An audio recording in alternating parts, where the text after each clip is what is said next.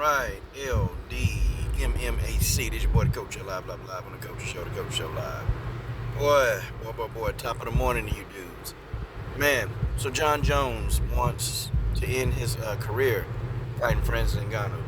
And, I kind of knew that all the stuff that John Jones was running his mouth about, he was saying Ngannou, messing up, making mistakes. Here's the thing. And I don't think John Jones quite get this, okay? John Jones, he's going to have to get from under the thumb of Dana White. Okay, John Jones been up in that organization for damn near 20 years, okay? John Jones been fighting, for over 2 decades. I mean, John is a legend. John's a legend in the game. He's been in this sport a long time.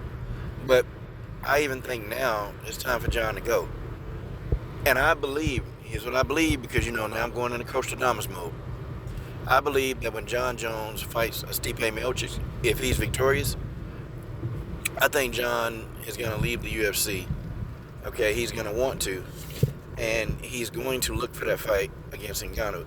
And could you imagine if John Jones and Francis Ngannou are in the PFL? The PFL will be the biggest organization out there. Now, I got to tell you that the UFC, they're probably going to try to do everything they can to try to retain John Jones.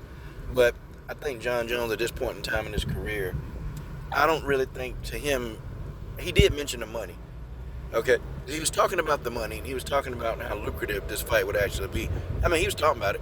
And, this is what I was making videos in the past. And people kept, going on to my coach. You don't know what you're talking about, man. You don't know what you're talking about. Okay, Ngannou and Jones, they could have made all this money over there and blah, blah, blah. Coach, you don't know anything about fighting. You don't know nothing about business. And I'm sitting here like, guys, this is a big fight. I had people legit tell me that this fight ain't as big as I thought it was. I'm like, this is a big fight. Okay, this fight is very lucrative. It's worth a lot of money. I told y'all, Francis Ngannou has gained an American fan base. And, I'm an Ngannou fan.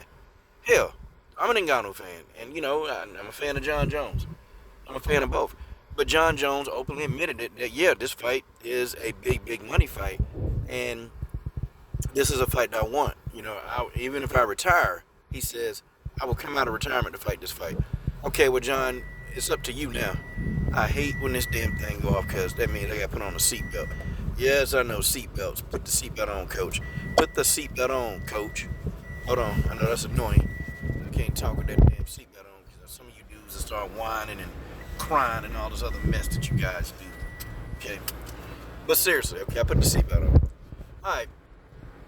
But on the real, okay? On the real, John Jones, he's going to have to get out of the UFC. That's the only way that this Ngannou fight's going to happen. We can speculate, we can cry, we can whine, and we can do all of the above because we're not getting this fight. Dana White killed this fight. I just think John Jones need to go take care of business with Stipe, and then I think the PFL, they will pay a pretty penny to get it over there. And you guys thinking what I'm thinking, and I know Ray Sefo, they're already thinking the exact same thing. If we can get John Jones over here, we can then start attracting more athletes over here instead of to the UFC. The UFC got a problem.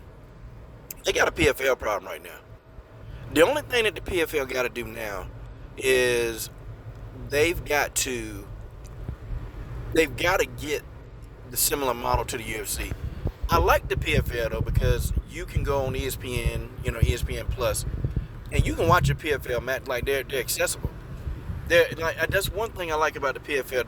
They're very accessible, and moreover, they've got a balance of men fight and women's fight. Like the PFL to me would be the perfect organization if, and I say if, their fighters could fight a little more frequently. Okay, because sometimes when I watch the women, I get this Bellator-esque feel to them. Like, I just don't feel like the women are permanent, fixtures in the PFL model. Now, the men, I do see some of the men fighting more than once a year. But I think the PFL will have it figured out. If they can figure out how to get their top female talent to fight more than once a year. I think that's what it is. See, if the PFL can do two things, if they can acquire John Jones and Chris Cyborg, if they can acquire those two fighters, you better damn well believe, and the coach means, you better damn well believe that the PFL, at least for a couple of years, they're going to they're gonna assumingly be almost the top dog if they can get that talent. And could you imagine if Amanda Nunes left and said, "Hey, you know what? I want to fight Chris Cyborg," and they go to the PFL? The PFL, they got somebody liking them. I don't know who. But I can kind of give you. I can tell you who, but I can't say it on YouTube. I put it like that. I'll just say this: the PFL, they got some money, and somebody believes in Ray Cefo's vision. Because somebody, I don't know how the PFL is making money, folks. I don't know. I don't know how they're turning a profit. It baffles me. It blinds me. You know, now they're on ESPN. They got an ESPN deal. Okay, but I'm trying to figure out, like, what other sources of revenue do they have coming in? Like, what else do they have? And I have to start thinking about that. But somebody is in Ray Cefo's back pocket. Like, somebody is putting racks in this man's pocket. Somebody believe in his vision. And you know what? I guess I can kind of see it. The first year of the PFL, I didn't quite get it because I'm like, well, how are they making money? You know, they're on regular TV. They was on NBC for a while. And I'm saying, like, how they making money? They got Kayla Hype Job Harrison as their face of PFL.